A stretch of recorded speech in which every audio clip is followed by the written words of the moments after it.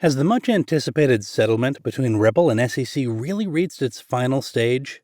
In this video, you will see that the SEC will settle this case based on these proven reasons as well. Welcome to Crypto Live.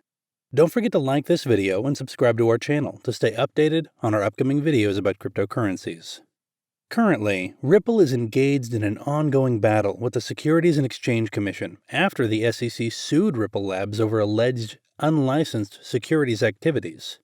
As we all know, nearly a year has passed since the U.S. Securities and Exchange Commission announced the lawsuit against Ripple, and both Ripple and SEC have been experiencing many ups and downs throughout the year. And then there was a time when the SEC was on the greater side and the payment company tended to win, but the XRP community is still waiting for a settlement or victory after the lawsuit has been dragging on for almost an entire year. So the video today discusses the potential triggers for a settlement in the lawsuit and the way the lawsuit is proceeding.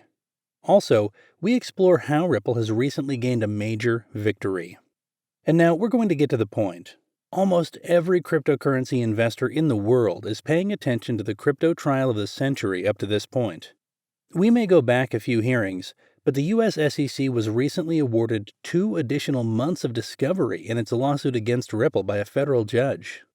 Judge Sarah Netburn clarifies in a new ruling that granting additional time to the SEC will not postpone the case's resolution.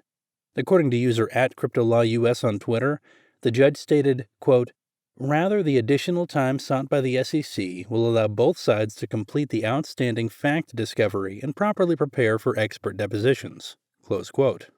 So a court extension was sought by the SEC from the 12th of November to the 14th of January so that experts can provide testimony. In later extensions, the deadline was extended by a week to give expert witnesses and rebuttal reports enough time to prepare and testify.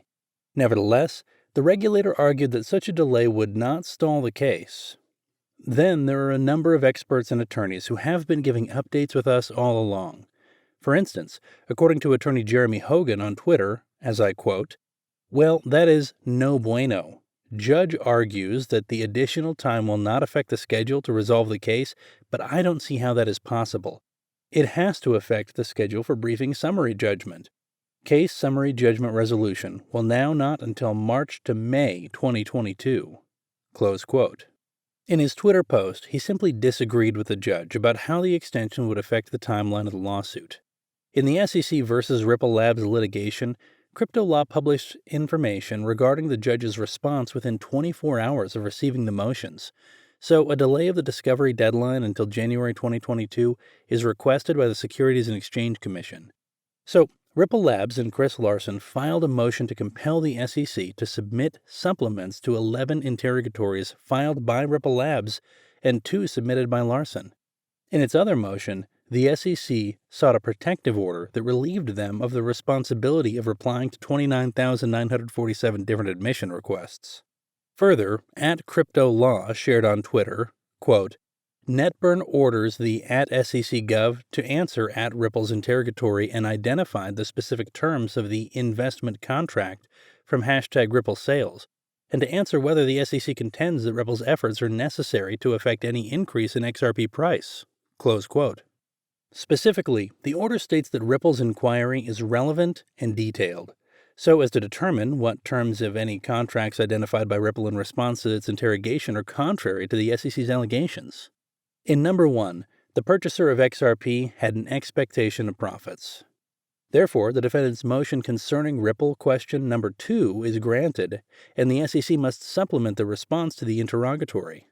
Second, determine if there are any specific contractual obligations, in addition to implicit and explicit promises, as was identified previously.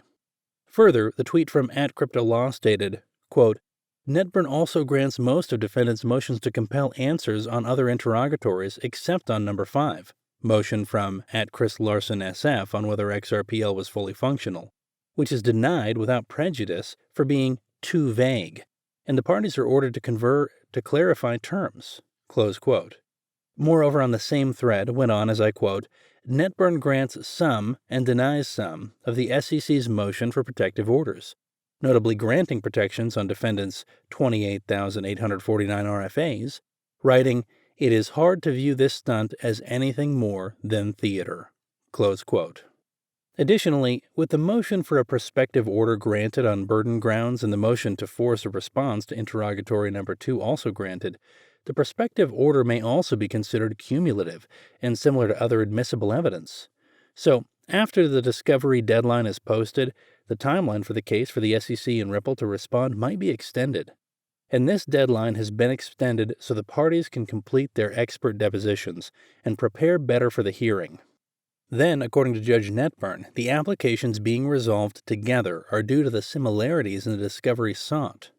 Accordingly, each motion is partially granted and partially denied. As a response, Jeremy Hogan wrote on Twitter, quote, "Uh-oh, the SEC is going to be forced to admit that there is nothing in any of these contracts that create an expectation of profits by purchasers of XRP. That's a big problem for the SEC. And also, most of Ripple's requests for admissions were stricken. But we expected that." Close quote. As the court agreed to the SEC's request for an extension, the deadline for expert discovery was extended to the 14th of July, prolonging the war into next year. Meanwhile, 2021 still has a few issues with a San Francisco-based blockchain firm and an American regulator, and 2 exhibits titled A and B have now been requested to be filed under seal by the defendants in a file made on the 22nd of October. According to the filing, the defendant has discussed exhibits with the SEC. However, the SEC did not object to the documents being filed under seal, requesting to review them before making a formal request for a sealing. Furthermore, @CryptoLaw shared on Twitter, quote, "If you're new to the @SECGov vs. @Ripple case and you're trying to understand the latest order from Judge Netburn and the Howey analysis being done on #XRP in the context of fair notice, remember the judge's April 6th order on #BTC, #ETH, and #XRP. Close quote. Along with this Twitter post, the screenshot was shared with a highlighted part that says, quote, "I think the discovery related to Bitcoin and Ether is irrelevant to the court's eventual analysis with respect to the Howey factors." Close quote.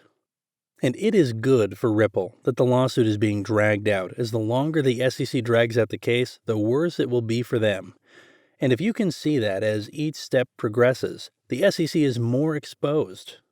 Despite the length of the thread, let's get to the important points since Ripple's rise may also be irrelevant to the fair notice defense. In essence, the longer this case drags on, the more exposed the SEC becomes, and it's pretty pathetic that the SEC, as the plaintiff, requested an extension, as well as the comment last week that the government corporation is a joke. Moreover, it is now being ordered that the SEC explains how XRP applies to the Howey test, among other things. So, as for Ethereum and Bitcoin, as well as XRP sales, where are we at? In my opinion, it is evident the Ripple team can consider this a major victory. We all know that XRP's downfall was the result of a lawsuit where the coin was delisted from all major exchanges and investors were diverted away. But along with gaining worldwide recognition, it brought to Ripple an immediate boom. In conclusion, the case is more advantageous for Ripple and XRP than it is disadvantageous. With this, XRP will be the only cryptocurrency to be fully regulated after the lawsuit is either settled out of court or Ripple wins it outright. In addition to that, this will be a major and massive win for XRP. As well as that, the coin is also becoming public after the lawsuit. In spite of the lawsuit, Ripple and XRP have maintained and increased their value. In fact, XRP price, once the SEC will settle with these proven reasons, might reach $350 or over, beyond our expectations. Last October 29th at 12:52 UTC, CoinMarketCap reported that XRP was trading at $1.06 and was up by 0.17% with a 24-hour trading volume of over $4.1 billion. A market cap of more than $50 billion puts CoinMarketCap at number 7 with a current ranking. That's all for this video about crypto, and thank you for watching. If you would like to receive updates on the crypto market, make sure you click the subscribe and bell button.